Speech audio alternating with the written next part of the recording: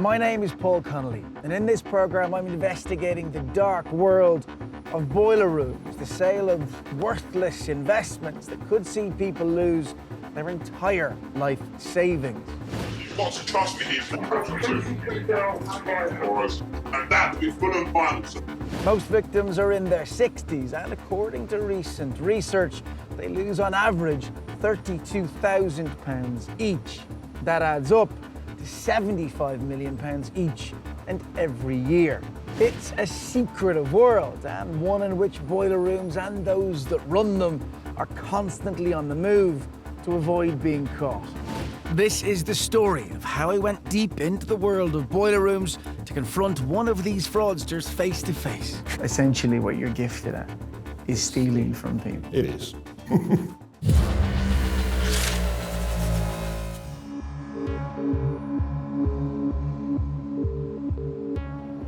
London City, a buzzing hotbed of activity, full of people frantically making money.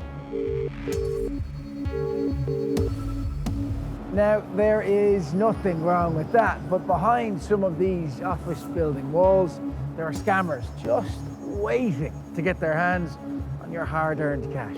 Julie, some huge opportunities in the market. Welcome to the boiler room. Now, this particular type of fraud certainly lives up to its name. It's where a group of salesmen sit in rented offices, often using a prestigious city postcode, and sell. Only problem is, they're selling thin air, and victims rarely see their money again. You've got to trust me here. That extra £2,500 taking down a whole pound off your whole portfolio this year. And I'll put the end of the month just to help you out as well. As a last trade, I offer £4 per square foot by the end of the month on your portfolio, and that will be full and final, sir. All right, I'll take that. This mobile phone footage was recorded by a suspected boiler room worker as a fraudster convinces his elderly victim to invest over £82,000, but it's all a scam. They claim to be offering an amazing investment opportunity, from bonds and shares to wine and property, but these don't really exist. Now, they might wear suits, and they very well may talk the talk, but when it comes to these illegal traders, their sole task is to call people like me and you completely out of the blue and then pressurize us into buying goods that, more often than not, are completely worthless. This is an actual phone recording from a boiler room salesman to an unsuspecting victim. Put it in cash and it'll clear straight away. Just put it in a plastic bag, put it straight into our account, and we'll roll like that, because if it's done today, it's going to help you more than it's going to help me. There are few people who know more about the scam than DCI Dave Manley from the City of London Police. How are you doing? Good, sir. Go start me off easy then. Tell me what a boiler room is, because there's a lot of people out there that never heard of these places. Well, have you seen the film Wolf of Wall Street? Yep. Okay. That's it. It's a room full of people cold calling and selling them things that are of little or no value, and basically get as much money out they can in a short space of time. So what types of things are they flogging these days? What's working for them? It could be anything from whiskey, wine, products like carbon credits, really unusual financial products, oil pipelines, you name it, they'll sell it. But it's all products that don't exist, or if they do exist, they're of limited value and they're not good investments. What's worse, when you've fallen for a scam once, your phone number is likely to be added to what's called a suckers list. That term, sucker list, explain exactly what that is to me. If you go into a boiler room when you're doing a raid, you will find lists of thousands and thousands of people, and it can be really basic data. It will be people who they can call and just repeatedly call in. Once they hook onto somebody, that's the foot in the door to then start working on you, calling back and find out what you're interested in.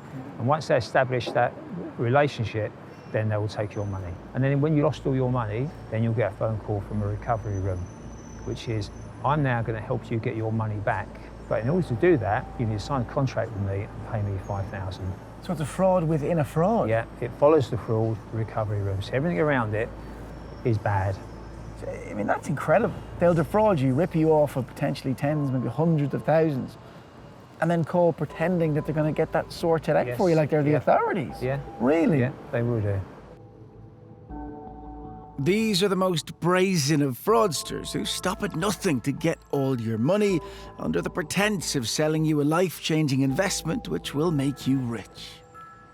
You will have met plenty of victims of this type of thing, Dave. So what can this do to a person? It destroys people on a number of levels. If they're victims in their 50s and 60s, they'll never, ever recover financially. We've seen people that have lost their homes, their livelihood.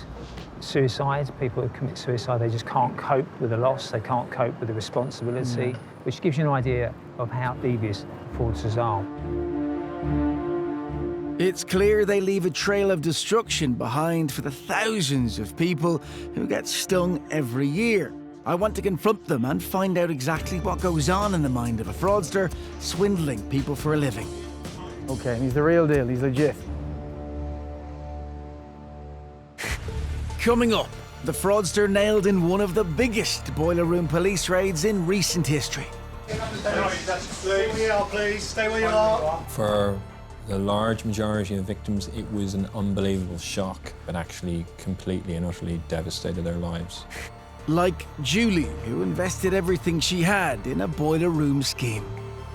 Have you gotten a penny back of the money that you invested? No, nothing. In this episode, I'm lifting the lid on boiler room scams. That's the highly organised, highly skilled network of people who try to sell you worthless investment opportunities over the phone. God's honest truth, this is the final trade for you. These fraudsters will promise you that the piece of land or the shares they sell will make you a mint, but the investments don't exist and you will lose every penny. And who is this bloke? Can he be trusted? Okay, all right, let's give it a shot. Through my contacts, I have managed to find someone who's going to talk. Now, he tells me that he's worked in boiler rooms all across the world and is very willing and happy to lift the lid and to really tell me how these operations work from the inside, but only on condition that I keep his identity hidden. He reckons that if he's recognised, he could be put at serious personal risk. These criminals have serious front, as these real phone calls from a boiler room reveal.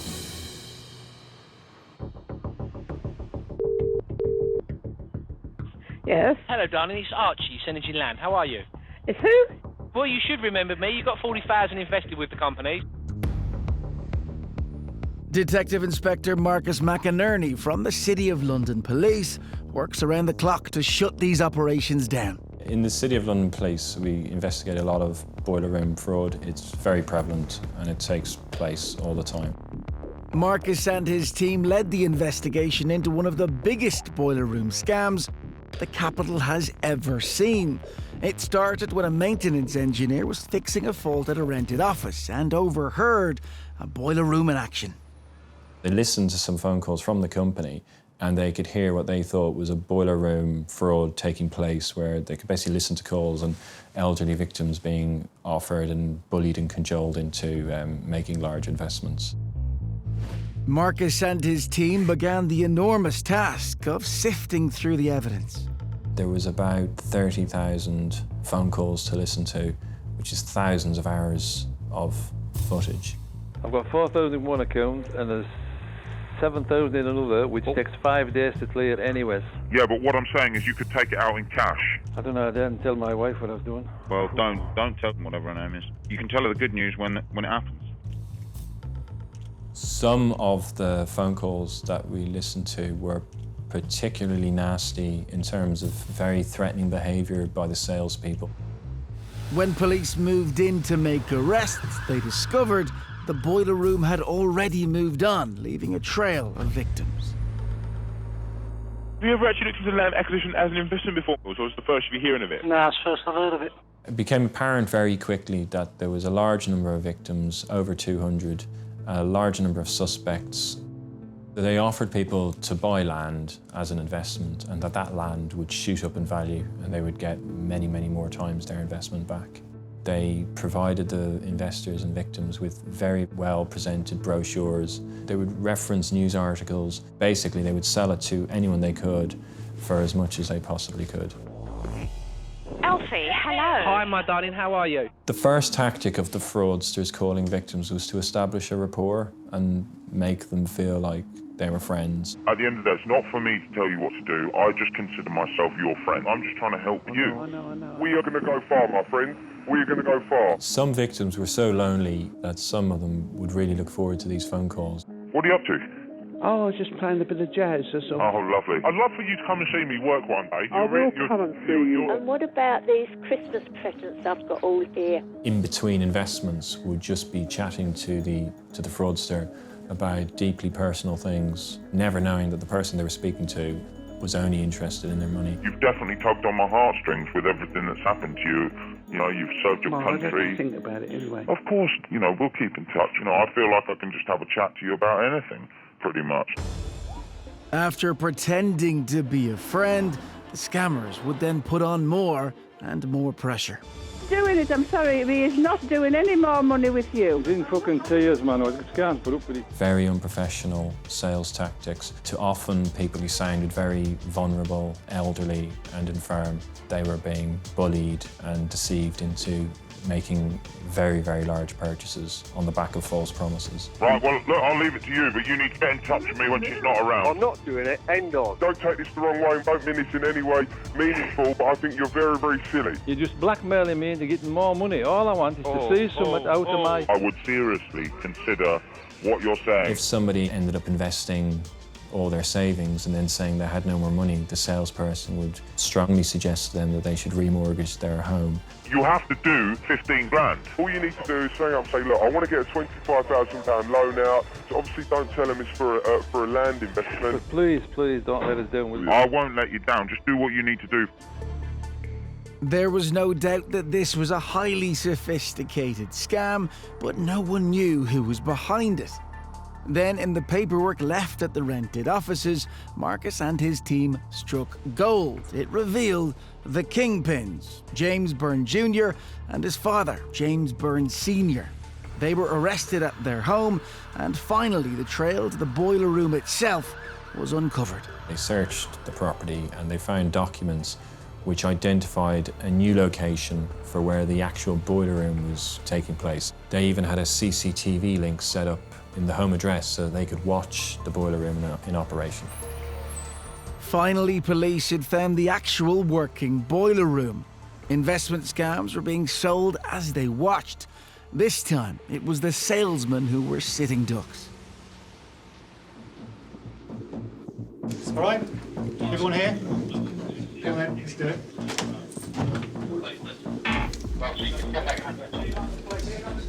Stay where you are, please. Stay where you are. This is police footage of the actual raid. And just sit down at your desk at a minute, fella, please. Don't touch any computers or telephones. The suspects who were there, they were relatively cooperative, which is normal with fraudsters, and they basically just sat there and they didn't seem shocked. The boiler room's cover had been blown, and in it were the people who made the phone calls all day, every day. Is it just you three, or are there other people here? Everyone else should have lunch. Lunch? Right, OK. I'm Detective Inspector Andy Thompson from the City of London Police Fraud Squad. We have a warrant to search this premises. We are conducting inquiries into the activity of a number of companies, including Synergy Land, Paramount Land, PL UK, AMS and various other companies which we believe may be involved in fraudulent activities. Therefore, at this time, I'm going to caution you all, you don't have to say anything that may harm your defence if you don't mention when questioned something which you later rely on in court. Anything you do say may be given in evidence. I'll also tell you that you're not free to leave the premises at the moment, and until such time as we can definitely clarify who you are, you're liable to be arrested. This fraudster, who called himself Alfie, is in fact Max Jeffries, one of the boiler room's most prolific salesmen. This is just an option for yourself to obviously have a look into, touch the water, dip your toes in, and see how it does achieve for yourself. You've got to appreciate, I don't earn money till you earn money. That was another of his lies, and what they were spending their victims' money on was literally written on the wall. There were odd things written like, my ambition is to own a Range Rover by the time I'm this age, or my ambition is to have £1 million by that age. Some were paying for a lot of drugs, some were paying for prostitutes, holidays, fast cars. It was very high living, very selfish living. When the figures were added up, the amount stolen by the boiler room scammers was astronomical. Overall, it was a very large value fraud. So for the 200 victims, there was a loss of about £10.5 million. It fell to officers to tell all 200 victims that their investments were completely worthless and their life savings had gone. For the large majority of victims, it was an unbelievable shock. People who've remortgaged their homes, they realised that for over a year they'd been communicating with people they thought were friends, that they thought were going to make them a lot of money, but actually completely and utterly devastated their lives. All these things have been said over weeks and weeks now, and still it's another week, another week. Do you have any idea what it amounts to? I invested altogether 75,000. Right, you're looking at about 135, 140,000. Well, that would be great. I could do with that. I'm absolutely well skint all year. The recordings also caught conversations between the boiler room workers. Yes. We're trying to hit her again. Well, I think he's a lying fuck. He's got 80 grand in a fucking savings account. He's got 28 grand in his fucking current account. He's a naughty cunt, that. The unbelievable stress it caused to have worked really hard your whole life for something and to then find out how it's been taken away is deeply shocking. 6 men were charged with fraud offences. James Byrne and his father, and 4 other members of their team, including Max Jeffries. Together, they were sentenced to nearly 18 years behind bars. With this particular case, the suspects did such a good job at presenting themselves as a legitimate company that some victims even went to completely independent solicitors and asked them to review the investment based on the brochures and based on what they were being told. And in some cases, independent solicitors even said to the victims, it seems like a good investment. The bottom line of this is if people are contacting you and advising that you invest all your money in something and you don't know these people, it's highly likely to be a fraud. It's a painful lesson that Julie learnt the hard way. She was one of the gang's victims and lost every penny she had. So Julie, from start to finish, tell me how this all unfolded. What happened? Just a cold call at home on the phone. Some very nice gentleman was chatting away about this land deals and properties that could be built on. I wasn't really interested, to be fair, but they said that they'd send me a brochure, so they sent me a glossy brochure through the post. So this is a completely cold phone call? Yeah. You'd never heard from them before? No. Did you have any idea how they got your number? No. And it was like a proper glossy, nice brochure. So Alfie is calling you completely out of the blue. Yeah. It's a cold call. Yeah, cold call. And he says to you, look, we've got some property at the moment it's not built on, but when it is built on, and there are plans for that to happen, you can flip it and earn money on it very, very quickly. So it'll be your plot. House is built, they sell the house for you, and then you get a few quid. Yeah. All right. So what was the initial investment that they were looking for? How much did they want you to put in? They never actually said about how much you needed to. It was always, how much have you got? Or what can you raise? So there were quite small amounts to start with. The 2 plots I bought weren't astronomical. So how much were they? Well, one was almost 4,000, the other one was over 12. Okay. I didn't do it to be greedy, just would like to pay my mortgage off, help mum and dad because my dad was very, very ill. I mean, he subsequently died, and put my son through university, and I've got 2 daughters, so... So these initial phone calls from Alfie that then led to you paying the first instalment, which was 16,000. Yeah. So he was trying to build a personal relationship with you, wasn't he? Asking about your family, your life, your hobbies, all that type of stuff. Yes. So did he to you feel almost like a friend? Yeah, very much so. Yeah, very pleasant. And you trusted him? Yeah, I did. So then, the bigger plot that they tried to sell you, how much did they tell you that would cost? What kind of money were they going for at that point? But, it was 200,000. Okay. So they tried to step up your investment from an initial 16,000. And I hadn't got it, but I got it in the equity of my house when I divorced. They even got a mortgage broker to deal with that, so I remortgaged and did it that way. Okay. So that was the last of Your my money. And that's the point at which communication drops off.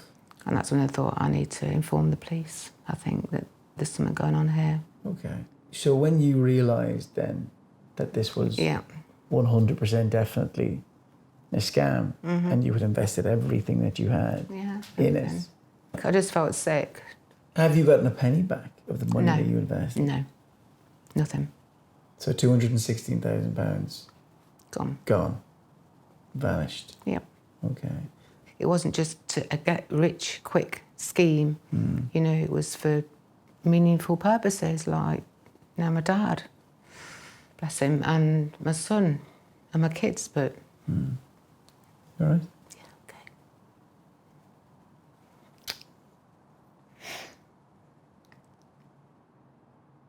okay.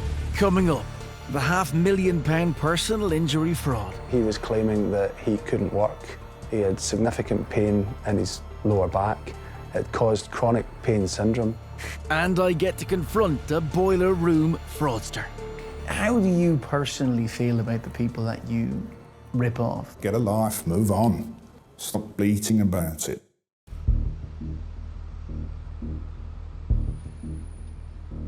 Tonight, I'm investigating the world of the boiler room scam. It's a multi-million-pound business selling worthless investments to victims over the phone. What I need is 7,800 sent to me. It doesn't make me happy to ask you for another 30k. You've got a bond, haven't you? I've spent weeks trying to get in front of one of these fraudsters. I want to lift the lid on how these operations work, and it looks like my wait is finally over. After weeks of organisation and after weeks of trying to convince this fella to turn up, it looks like I've managed it, and it looks like this interview is going to happen. And by him, who I'm talking about, is my inside man, my whistleblower when it comes to boiler room operations. I'm very, very keen to hear what this bloke has to say. This guy has told me he's no longer in the game, but he's extremely nervous about revealing his identity. He says he's taking a huge personal risk by just talking to me. I'm meeting him at a central London location, and I'm just hoping that after the weeks of planning, he won't let me down.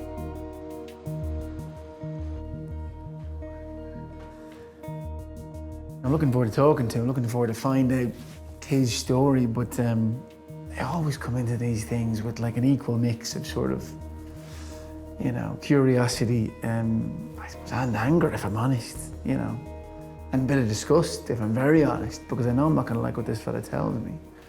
I know I'm going to be sitting there wanting to say things to him, but I can't, because if I just barrel in, you know, if I just go in guns blazing, he's going to clam up and he's not going to say a thing, so I'm going to have to lead with curiosity, let's say, and keep the anger in check, but who knows what demon will rise its head. We'll see in a few minutes. In the meantime, I'll just have to wait and hope he shows. Fraudsters come in all shapes and sizes, from the highly sophisticated and organised boiler room scammers to the chancers trying to take advantage of a situation, like personal injuries. It's believed that £330 million a year is scammed out of insurance companies in exaggerated and bogus personal injury claims. Scott Clayton investigates these for Zurich Insurance. One of the biggest claims to land on his desk was for almost £500,000. This case first came to our attention because we insure a caravan company, and the claimant suggested that during the course of his employment, he was asked to push a caravan and he slipped on what was a wet floor. He was claiming that he couldn't work. He had significant pain in his lower back. It caused chronic pain syndrome. The claimant submitted medical evidence to support his claim. We assessed the value of the claim at around about £5,000, so we made an offer at that point, but it was rejected. Not satisfied with the £5,000 on offer, the claimant pressed for more money, presenting new evidence that his condition had worsened. This was someone who was now presenting that he had significant pain, traumatic stress as a result of it. He couldn't stand for long periods. He couldn't eat properly. He had suggested he had a nervous breakdown. He was having difficulty meeting people. He was being anxious when he was in open spaces. Based on the symptoms that we were being presented with, his solicitors suggested that his claim was valued at £485,000. Almost £500,000, an absolutely staggering amount for a slip at work. For Scott and his team, alarm bells were ringing, so they started digging. A key part of our investigation was finding out that this particular individual had made a previous claim with another company. He was involved in a car accident several months before this one and actually received quite a significant payout. Now, it could have been a coincidence. This guy could have had 2 unlucky mishaps in a short space of time, but Scott's team weren't convinced. There was only one thing for it: undercover surveillance to see what was going on. The surveillance team didn't have to wait long to see that their claimant wasn't as severely disabled as he'd claimed.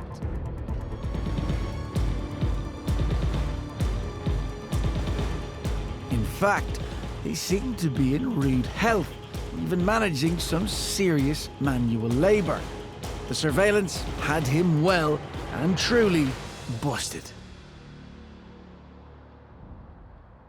You can only imagine what the claimant's reaction was when the surveillance evidence was disclosed, because at that point he knows the game's up.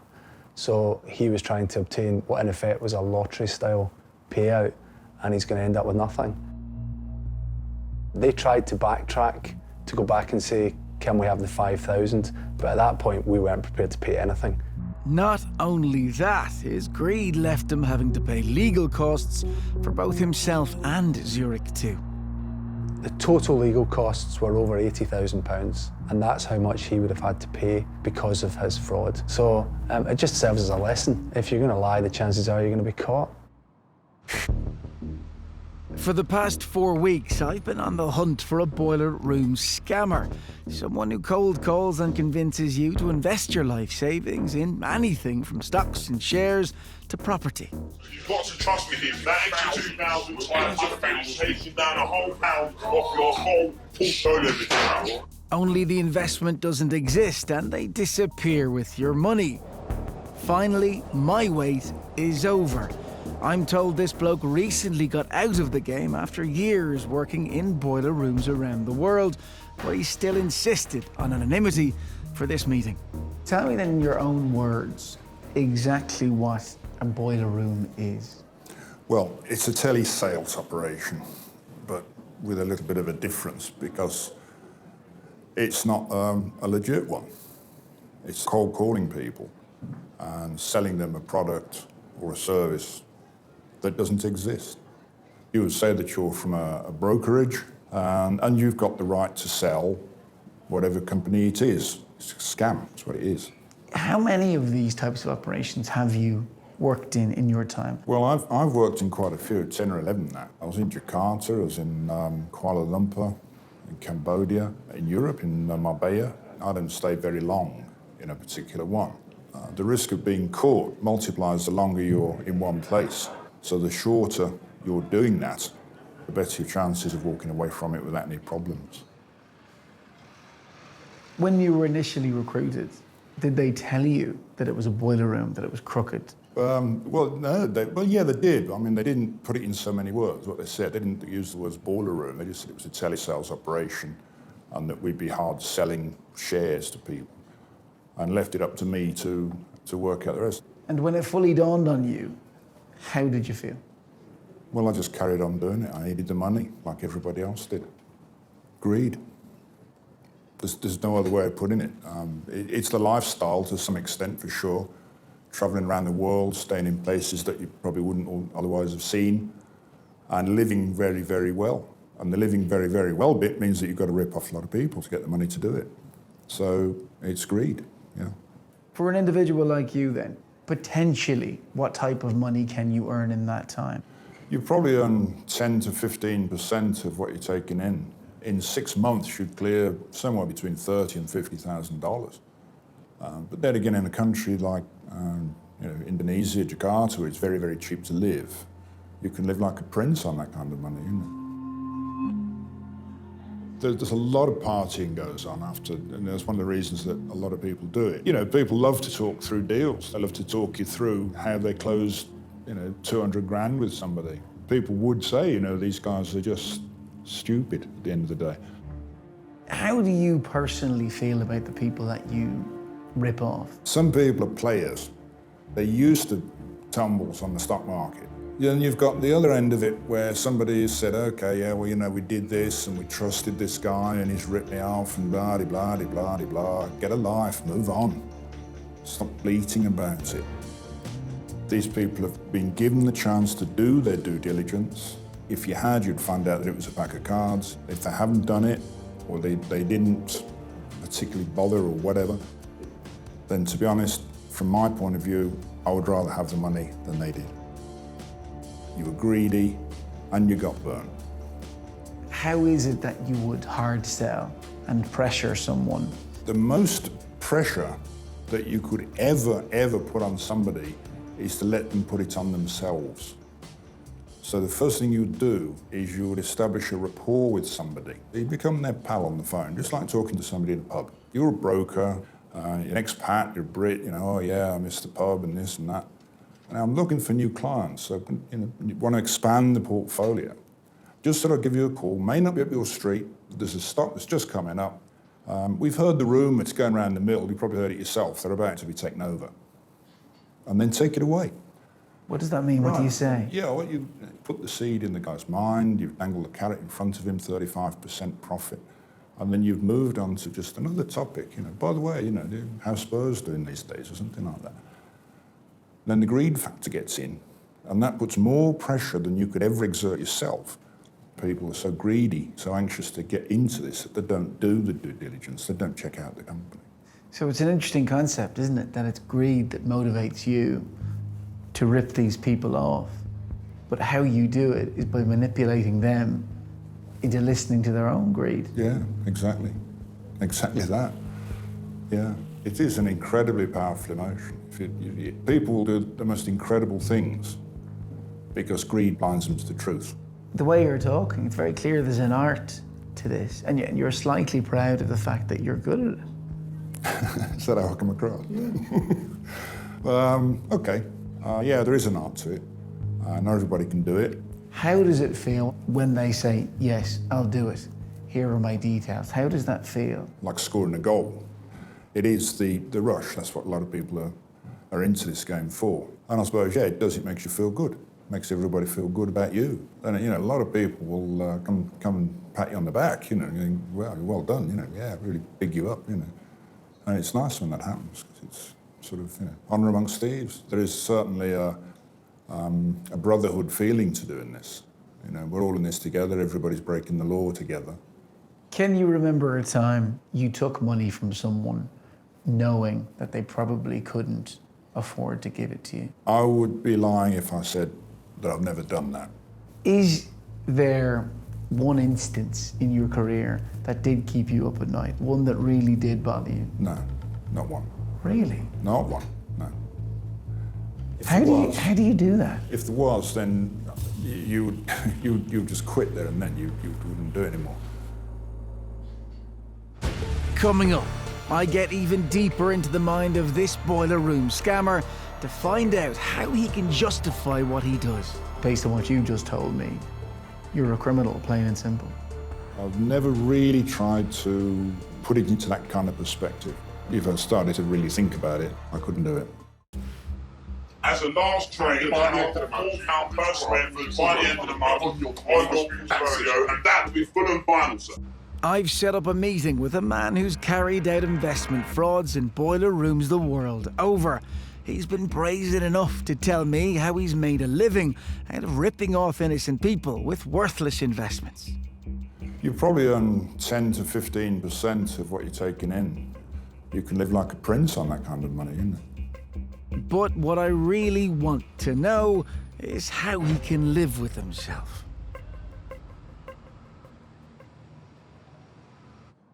Do you see yourself as a chancer, as a swindler, or as a criminal? I've never really tried to sort of quantify or put it into that kind of perspective. What I do is probably the same sort of job that a salesman does.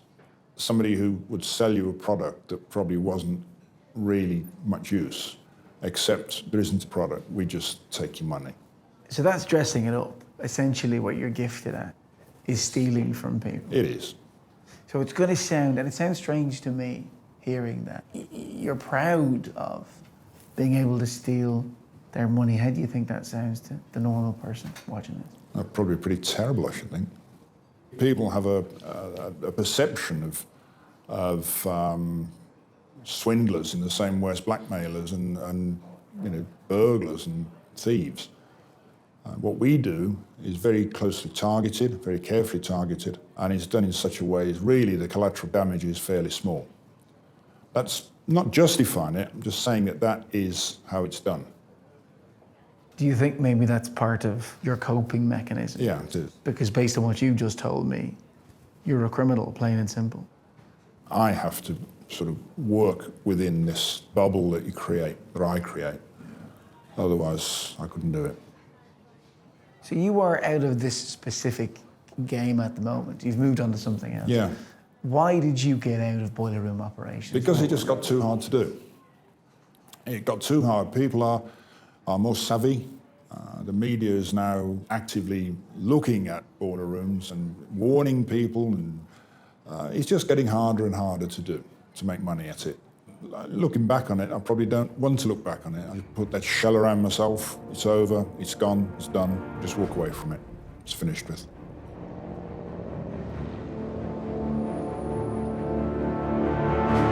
What does that tell me and us about someone like him? Well, certainly I think it takes a very specific and certain type of person to work in a boiler room. And what's really going to stick and stay with me, like glue, is when he said he felt good, actually felt good about ripping people off. Now, I can't imagine if any of you watching this have been ripped off by those types of characters in the past, then hearing that will make you feel very good. But look, if there is any good news to come out of this, I suppose it's that boiler rooms are disintegrating, breaking down and disappearing, because we're all getting just a bit more switched on, a bit more savvy to the likes of the bloke I just interviewed. And I suppose if there is a moral to this story, if there's anything to take out of it, it's that if someone does call up and they're slick and they're smooth and they talk the talk and they sound professional, check it out. Because if it does sound too good to be true, then trust me, it generally is. The boiler rooms are some of the most complicated frauds around, making the fraudsters very difficult to catch. But there are others, like holiday insurance fraud, that often don't seem to have that much thought behind them at all. And these types of characters can often be brought to book in a simple phone call. Before I put my findings to you, is the claim that you presented 100% genuine? Correct. Okay. Tara Shelton is the CEO of ICOG, the go-to people when insurance companies get the whiff of an iffy claim.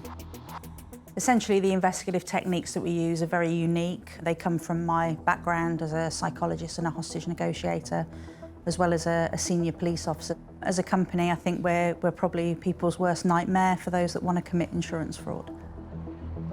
When a travel insurance company asked Tara to look into a rather hefty holiday insurance claim, she was only too happy to investigate. This immediately drew attention because the claim was for £6,000 for lost luggage, and that is quite an excessive amount to claim for in a single claim. Not only that, when Tara looked at what had been in the lost suitcase, things just didn't add up. We had a claimant, a male claimant, going to a wedding in France on his own. But he was claiming for not just designer men's clothing and footwear, but also women's. And there was also a large amount of cash that he said was in the bag that you would put into the hull of an aeroplane, and most people wouldn't put that amount of cash into luggage, they carry it with them. The man provided receipts for the lost items, but that only confirmed Tara's suspicions. Immediately we were drawn to huge inconsistencies with those. In a nutshell, the receipts look fake. So the wording and grammar was horrendous, if I'm quite honest with you. I mean, thank you for you business on the bottom of 2 invoices was just laughable. The spelling of Gucci was completely incorrect. But what was also interesting is we checked out the companies that had allegedly provided him with these invoices, and they didn't even exist. There was only one thing left to do: give the man a call and go through the claim. Can you just talk to me about when you left Paris and to come back to the UK? What luggage were you carrying with you? A laptop bag. Okay, so one item was a laptop bag. Yes, and over that was my clothes. Can you describe that bag to me? I don't know. Can't remember exactly which make, but it was a big carrier bag. You know, big carrier bag. Carrier bag? No, luggage bag. So luggage bag.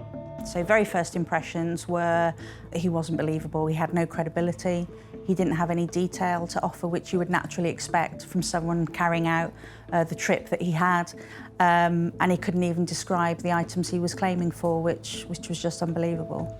I've got the receipts that you submitted in front of me for your claim. Okay. And the receipts that you have submitted, these items are fake. No, it's I'm not asking fake. you what you think It's the not fake. definition of fake. It's not fake. No fake? It's not fake. Okay. No, I don't accept it. Can you just advise me who actually gave you the receipt from Leonard's Menswear? No, I can't remember. Some of the behaviour that he was displaying is what I call techniques to buy for time to think. So if there are a lot of pauses or a lot of silences, or someone answers a question with a question, that is normally indicative of someone who's just desperately trying to think of what to say to remain credible. The invoice that I have in front of me from Celebration Village that you have provided confirms that you bought those items on the 9th of December 2014. Correct. Your claim is from January 2014. The items that you're claiming were not in your possession when the incident occurred. Maybe I have to go back to the store that we received, provided me, we put the wrong date. I'm going to ask you one more time. Who completed these receipts? I did not complete any receipts. You did not complete any of the No. receipts? Okay. And in the end, he essentially blamed the retailers for the mistakes on the invoices, wouldn't take any responsibility at all. How confident are you that you did not complete these receipts? 100%. 100%. He was absolutely adamant that he wasn't responsible for any of this. Almost looked down on us, if you like. Very disappointed that we weren't going to put it through. But if I'm perfectly honest with you, I think we made him feel a little bit silly and a bit stupid. And maybe next time he'll try and take more care over his spelling errors. Needless to say, his £6,000 claim was dismissed, and he has a black mark on his name in the world of insurance. I think certain members of the public see insurance companies as easy prey, and this is a pretty good return on investment for a cheap insurance policy on a holiday. But make no mistake, if you commit insurance fraud, you will be caught.